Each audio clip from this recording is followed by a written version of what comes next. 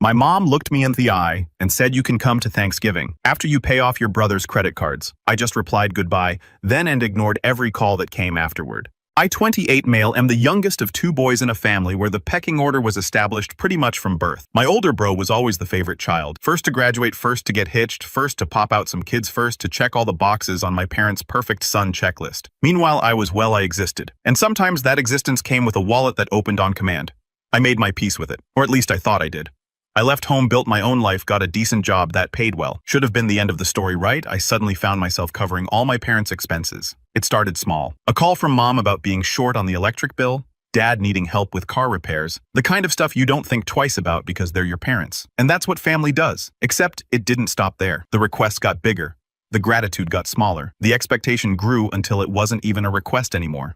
Just a statement of what I would be paying for next.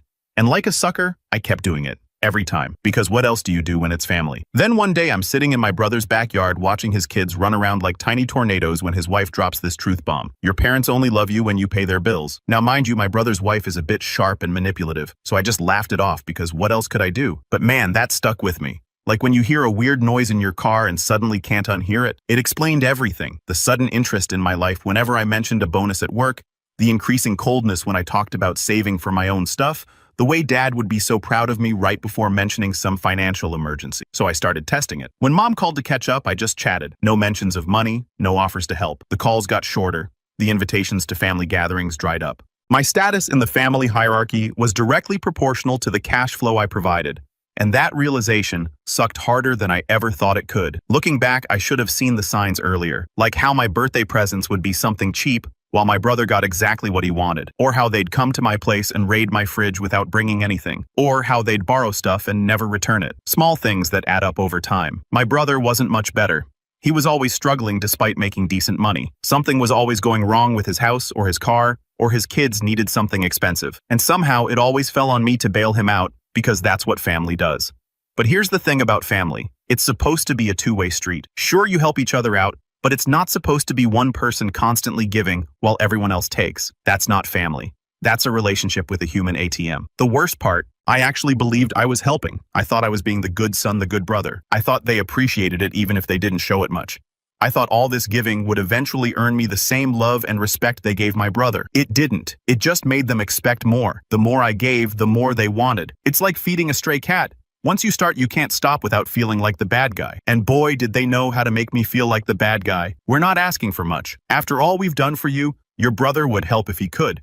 It's just until next month. We wouldn't ask if it wasn't important. All those little guilt trips worked like a charm until they didn't. I started noticing other things too, like how they'd brag about my brother's accomplishments to anyone who would listen, but mine only came up when they needed to explain why I should be able to help out, or how my opinions never seemed to matter at family gatherings, unless they were about what I was paying for. I'd sit there at holidays watching my brother get all the attention, all the praise, all the love while I got the bill, and I'd tell myself it was fine. This was normal. This was what younger brothers did, but it wasn't fine, and it wasn't normal. It was screwed up. The more I thought about my sister-in-law's comment, the more examples I could think of. The time mom called to see how I was doing right after I mentioned getting a raise on social media. The time dad suddenly wanted to go fishing, just us boys, right before revealing he needed money for a new roof. The way they'd call my brother for advice but me for cash. It was like I had two families. The one I thought I had, and the one I actually had. And coming face to face with the reality hurt more than I expected. So yeah, that's the backdrop. That's the family I grew up in. A golden child who could do no wrong. Parents who saw me as a walking wallet. And me, the idiot who kept trying to buy the love they gave my brother for free.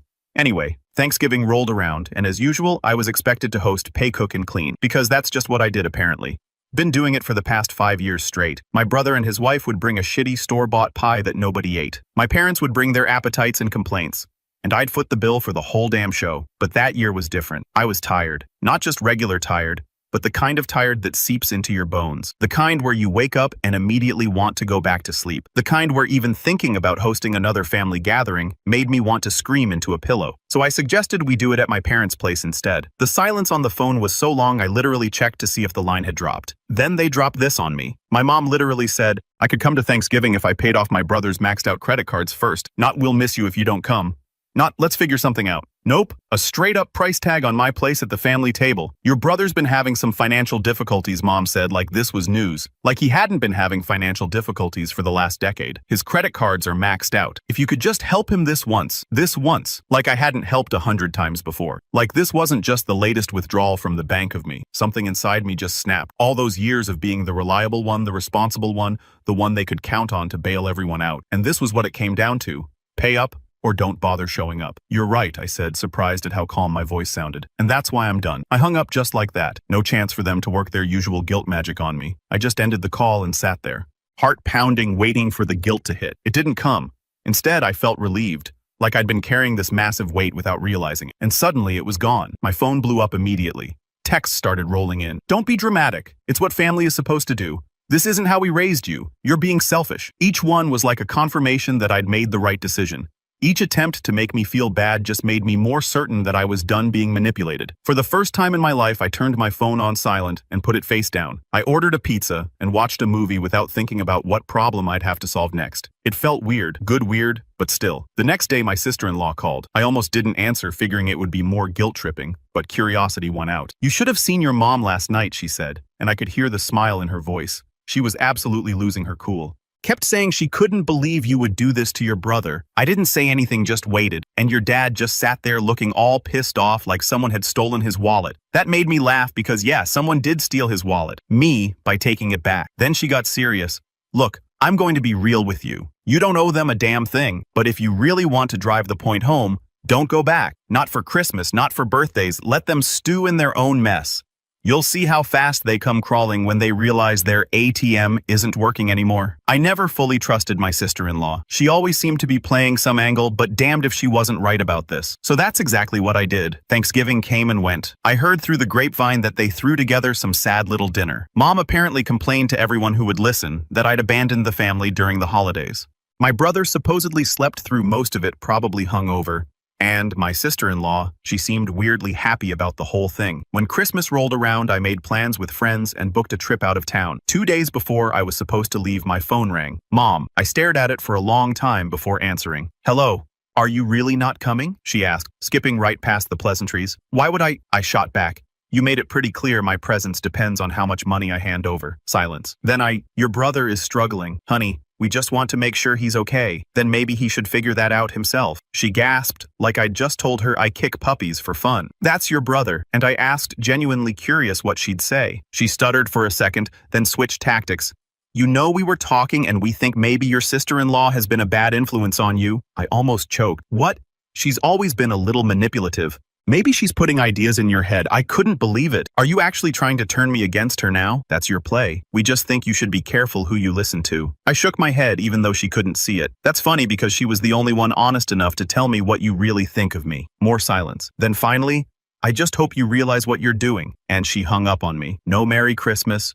No, we'll miss you. Just a vague threat that I'd regret setting boundaries. I went on my trip, posted photos on social media, had the best Christmas I'd had in years. No stress about who was getting what presents. No awkward family dinner where I paid for everything while my brother got all the attention. No subtle digs about how I should be more like him, even though I was the one keeping the family afloat financially. Just me, my friends, and a complete lack of guilt. It was glorious. I thought that would be the end of it. Just some family drama that would eventually blow over. Stand my ground. They'd realize I wasn't bluffing, and we'd figure out a way to move forward where they stopped expecting me to foot the bill for everything. That's how it goes in movies, right? Big confrontation lessons learned, cue the happy ending. But real life, yeah, the universe had other plans for me. A week after Christmas, my landlord called. This was weird because we basically never talked unless something was wrong with the apartment. Hey, I got a weird call from someone claiming to be your mother, he said. She was asking about your lease. My stomach dropped. What? Yeah, she said she was worried about you. Wanted to make sure you were handling your bills okay. Asked if you'd been paying your rent on time. My blood went cold. This wasn't concern. This was her trying to dig into my finances. Why? Because she couldn't manipulate me anymore, so she was looking for some kind of leverage. Maybe hoping I was behind on rent so she could swoop in with help that would come with strings attached. She also asked how much you were paying. My landlord continued. I didn't tell her anything, obviously. That's all confidential. but thought you should know. I thanked him for letting me know and hung up, my mind racing. Who does that? Who calls their adult son's landlord to snoop on their finances? It was insane, but also in a weird way validating. It proved everything I'd been thinking. They didn't care about me. They cared about access to my money. And now that I'd cut them off, they were scrambling to find a way back in. That's when I realized this wasn't going to be a simple I need space situation. This was serious. I needed to protect myself. I spent the next day in hardcore lockdown mode, froze.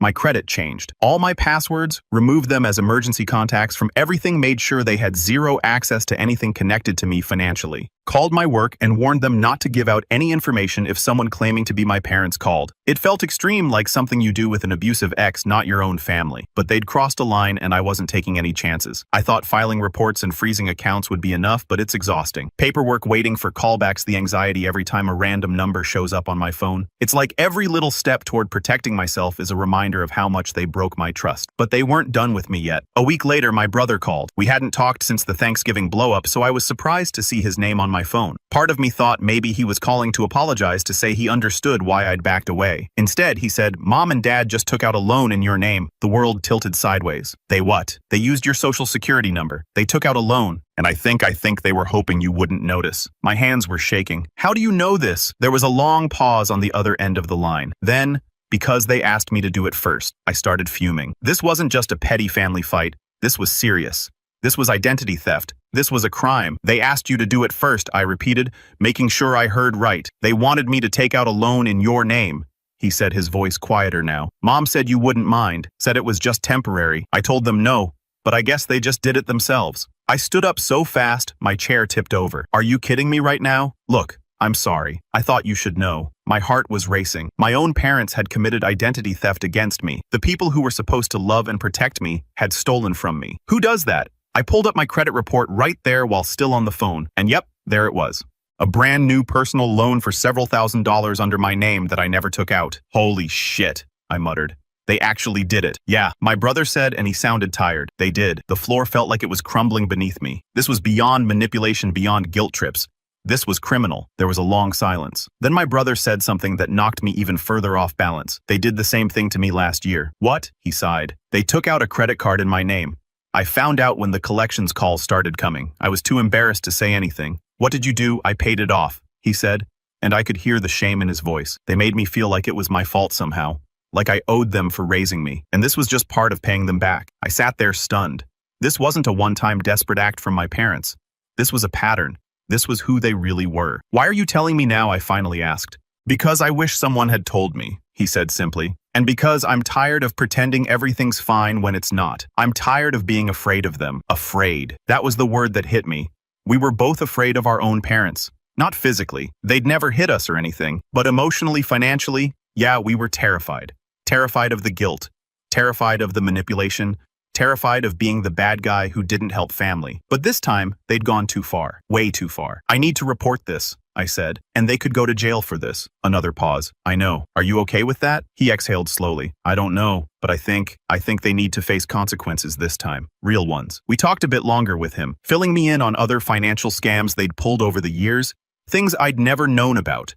Times they'd borrowed money from his wife without telling him, how they'd guilted him into co-signing for a car he couldn't afford, how they'd run up bills in his name before. By the time we hung up, I was weirdly relieved. Not about the identity theft that was still a nightmare, but about finally seeing the full picture, about knowing I wasn't crazy or selfish for backing away. I always thought blood was thicker than water, that family stuck together no matter what. Turns out family can be the ones holding the knife in your back, and I was done letting them stab me. The next few days were a blur of phone calls to banks, credit bureaus, and eventually a lawyer. I'd never dealt with identity theft before, and what a nightmare. Forms to fill out, statements to make, reports to file. It's like trying to prove you're you while someone else is running around being a shittier version of you. The bank seemed skeptical at first. And you have no idea who might have done this? The customer service rep asked. Oh, I know exactly who did it, I said. It was my parents. Understood, the rep said. In that case, you'll need to file an official police report and provide supporting documentation. We'll start the process of investigating the fraud once we have those details. I told her I'll take care of it. She continued. Once we have the report, we can proceed with freezing the account and removing the fraudulent loan from your credit file. Is there anything else I can assist you with today? Yes, I said firmly. I want to press charges. That moment felt like forever. I couldn't believe I'm doing this against my own parents. My parents must have gotten wind of what I was doing because 2 days later, Mom called. I figured it might be good to have a record of her admitting what they'd done. How could you? I started the second I answered. Mom didn't even try to deny it. Sweetie, we needed the money. The casual way she said it like that made it okay, made my blood boil. So you stole from me. You don't understand, she snapped. We're drowning here and you have so much. You don't even notice when money is gone. I was shaking. I noticed this. It was just a loan. She huffed like I was making a big deal out of nothing. We were going to pay it back. That's not how this works, I shot back. Do you have any idea what you've done? This is fraud. I could press charges. Dead silence. Then she let out this sharp little laugh. You wouldn't do that. We're your parents. And there it was, the audacity, the absolute certainty that I would let them get away with it because family. That magic word that apparently meant I should let them steal from me, lie to me, manipulate me, and still come back for more. Watch me, I said, and hung up. I literally lost it. How dare they? How dare they? The next morning my phone blew up. Texts from my brother saying our parents were freaking out. Texts from my sister-in-law saying she was proud of me for finally standing up to them. And then a number I didn't recognize. I picked up cautiously. This is Detective Harris from the Financial Crimes Division. We received a report about potential identity theft. I closed my eyes. It was real now. This was actually happening. I was reporting my own parents to the police. Part of me felt sick about it. Like, who does that? What kind of son calls the cops on his own parents? But then I remembered what kind of parents steal their son's identity to take out fraudulent loans. I spent the next hour going through everything. The fraud report, the forged signatures, the emails my parents had used, the phone number linked to the loan. All of it led back to them. It was airtight. They weren't getting out of this. And then the detective said something that knocked the wind out of me. We actually have another open report tied to your family. I sat up straight. What? He hesitated. Your brother filed a police report last year. Same thing, fraudulent credit card in his name. I went still. I knew my brother had told me they'd done this to him, too, but I didn't know he'd actually reported it. I thought he just paid it off. He did, the detective confirmed, but he filed a report first. Didn't pursue charges at the time, but the report is still in our system. Can you... I swallowed hard. Can you combine these cases? Already working on it, he assured me. This pattern of behavior will be relevant. When we hung up, I immediately texted my brother. You didn't tell me you reported them too. 3 dots appeared, disappeared, then appeared again. Finally, I was embarrassed. Then they made me feel like I owed them. I paid it off just to make it stop, but I reported it in case they did it again. I stared at my screen. This wasn't just about me. This had been going on for years to both of us. They'd been stealing from their own children, then gaslighting us into thinking we were the ones in the wrong. Over the next few days, things got real. The bank froze the fraudulent loan. The police took formal statements from both me and my brother. My parents tried calling, texting, even showing up at my apartment. Thankfully, I wasn't home. My sister-in-law reported that they were going absolutely ballistic, telling anyone who would listen that we were ungrateful children trying to ruin their lives. I blocked their numbers. I told my building security not to let them in. I drafted a cease and desist letter with my lawyer. It wasn't a threat, just a formal demand that they leave me alone. It was weird how little I felt about it all, like emotionally, I mean. I thought I'd be a mess, crying, second-guessing myself, feeling like the worst son in the world, but mostly I just felt tired and determined to see this through. My brother, though, he was struggling. He'd call me late at night drunk, alternating between being sure we were doing the right thing and wondering if we were overreacting. His wife was firmly in the fuck them camp, but years of manipulation had done a number on him. Do you think maybe we should just pay it off and forget about it? He asked one night. For Mom's sake. Would they do the same for us? I countered. He was quiet for a long time. No, he finally said. They'd throw us under the bus in a heartbeat. Exactly, he sighed. I just keep thinking they raised us. You know, they changed our diapers, taught us to ride bikes, paid for our school stuff. They did the bare minimum parents are supposed to do, I said. That doesn't give them the right to steal from us as adults. More silence. Then, I know. You're right. It's just hard. It was hard. Harder than I was letting on, even to myself. Every time my phone rang with an unknown number, my heart would jump into my throat. Every time I checked my mail, I half expected to find some nasty letter. I wasn't sleeping well, wasn't eating right. Kept having these dreams where I was a kid again, lost trying to find my parents in a crowd, but I knew there was no going back. This wasn't a fight we could just make up from. This was the end of our family as we knew it. All that was left was to make it official. Because when someone burns you this bad, when they betray you like this, you don't just walk away. You make damn sure they never do it again. You make sure they understand exactly what they've lost. I called a family meeting, not to forgive, not to listen to excuses to end this. My sister-in-law thought I was crazy. Why even give them the satisfaction? She asked when I told her my plan. Just ghost them and let the police do their thing. But I needed to see their faces. Needed them to understand that this time their manipulation hadn't worked. This time, they'd gone too far. My brother was nervous, but agreed to come. I need this too, he admitted. Need to say things I've been holding back for years. We arranged to meet at our parents' house. Neutral ground was out of the question. This needed to happen on their turf, where they felt safe and in control, where they wouldn't cause a scene where they could see us walk out of their lives. When I arrived, my brother's car was already in the driveway. For a split second, I worried he'd chickened out and gone back to their side. He'd always been the peacekeeper, the one who couldn't stand conflict. But when I walked in, I saw him sitting at the dining table, back straight, jaw set. He gave me a small nod. He was still with me. The tension in that house was so heavy, I half expected it to crack the floorboards. Mom sat stiffly at the table across from my brother, arms crossed, like she was the victim here. Dad stood by the fridge, silent, with that look on his face he always got when he was pissed, but trying to seem in control. My sister-in-law leaned against the counter, watching everything with sharp eyes. I sat down next to my brother and took a deep breath. So I said, my voice steadier than I felt, "Do you want to explain?" Mom scoffed. "Explain what?" I slid the fraud report across the table. "This." Her eyes barely glanced at the paper before she looked away. "We were going to pay it back." "That's not the point," I said, my voice getting sharper. "You stole from me. You used my name, my credit, and you didn't even have the decency to tell me. We're your parents." Her voice was cold. "We gave you life, and this is how you repay us." I let out a bitter laugh. "Repay you? You've been draining me for years. The second I stopped handing over money, you pulled this." Dad finally spoke. "We were desperate. Your mother—" "Don't blame her," I snapped. "You both did this. And don't act like you haven't done it before." I turned to my brother.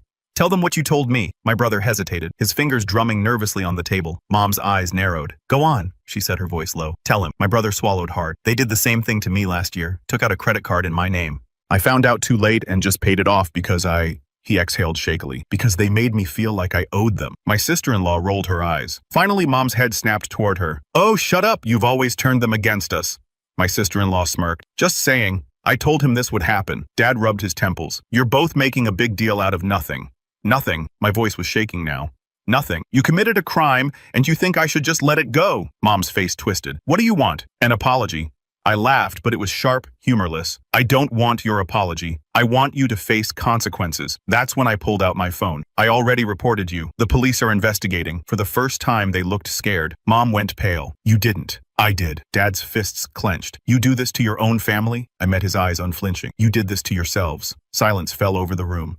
The kind of heavy silence that feels like it could suffocate you. I could hear the clock ticking on the wall, could hear someone's stomach growling, probably mine. I'd been too nervous to eat. Then Mom slammed her hands on the table so hard, the salt and pepper shakers fell over. "You were supposed to take care of us." There it was. Not love, not concern, expectation, obligation, ownership. I was never their child. I was their retirement plan. The air went cold. I let that truth sink in. Looked at my brother, who seemed almost relieved to hear it said out loud. Looked at my sister-in-law, who was nodding, like told you so. Looked at my dad, whose face had gone carefully blank the way it always did when Mom revealed too much. And then I stood up. "I'm done." Mom's mouth opened, but nothing came out. Dad's face darkened, but he didn't move. And my brother. My brother looked like a man finally seeing his chains. He glanced between our parents and me, his hands trembling slightly on the table. My sister-in-law grabbed her purse. "Well, this has been fun." I turned to my brother. "Come with me." His eyes darted between our parents and me. I could see the conflict on his face, the lifetime of conditioning fighting against the newfound clarity. For a moment, I thought he might stay, and then finally he stood up. Mom gasped. "You can't be serious?" My brother's voice was rough when he spoke. "I'm done too." And just like that, the last hold they had shattered. We walked out together side by side, leaving behind the people who were supposed to love us unconditionally, but only ever saw us as resources to exploit. Mom's voice followed us out the door. "You'll regret this. You'll come crawling back. We're your family." I didn't turn around. My brother didn't either. The door closed behind us with a final sounding click. In the driveway, my brother started shaking. Not crying exactly, but this full-body tremor like he was freezing. I put a hand on his shoulder. "You okay?" He nodded, not looking at me. "Yeah, that was 20 years overdue." My sister-in-law came out a minute later, keys jingling in her hand. She looked at my brother with something like pride. "Well, you finally did it, honey. Took you long enough." We stood there awkwardly for a moment, the three of us in the fading evening light, none of us quite sure what happened next. It felt like we'd just jumped off a cliff together and were still falling, waiting to see where we'd land. "What now?" my brother finally asked. I shrugged. "Now we keep going just without them." He nodded slowly. "Yeah, without them." It sounded simple when I said it like that. Just keep going. But as we drove away from that house, I knew it was going to be the hardest thing either of us had ever done. Then they called. They texted. They tried everything to get back into our lives. I blocked them all. My brother did too eventually. My mom tried to send us snail mail. It was this pathetic, tear-stained note about how they're truly sorry and didn't realize what they were doing. You knew exactly what you were doing for the last decade. I followed through with the fraud claim. They faced the consequences. Fines, court appearances, wrecked credit. They still blamed me. According to family gossip, they were telling everyone I was mentally unstable, that I'd authorized the loan, then changed my mind. Whatever. I stopped giving a crap, really. It was like something inside me just switched off. All those years of trying to earn their approval, feeling guilty when I stood up for myself, gone. In their place was this weird calm certainty that I'd done the right thing. My brother started therapy. Turns out he had a whole laundry list of issues directly tied to our upbringing, but he was healing. His wife sent me a single text a few weeks after. "Took you long enough?" I laughed because she was right. It did take me too long. It's been 3 months now. I won't lie and say it doesn't hurt sometimes. I miss the parents I thought I had, but they were never real. What is real is the freedom, the weight off my shoulders. My brother and I talk more now. Turns out when you're not both being manipulated by the same people, you can actually have a real relationship. I got a promotion last month. Didn't have to worry about sudden emergencies that would eat up the extra cash. I'm saving for a house now, something I could never do before. People ask if I'll ever forgive them. Maybe one day, but forgiving someone doesn't mean handing them another chance to mess up your life. My parents made their choice. They decided their kids were more useful as resources than actual people. Now they're stuck with the fallout. Meanwhile, I'm building a life where people care about me for who I am, not for what I can give them, where family means having each other's backs, not me covering the bill every time. So yeah, that's my story. From family doormat to living my best life. And my parents, they can enjoy the bed they made. Hope it's uncomfortable. Edit 1. Okay, some of you are asking if I'm being too harsh. Let me be clear. They committed a crime against me. This isn't they forgot my birthday or they said something mean once. They stole my identity. They forged my signature. They tried to ruin my credit. There's no too harsh when someone tries to financially screw you for their own gain. Edit 2 to the guy asking if I'm worried about them when they get older and need care. They already thought about that. That's why they were trying to drain me dry while I was young. They were my retirement plan, and I was supposed to be theirs. Funny how that worked out for them, huh?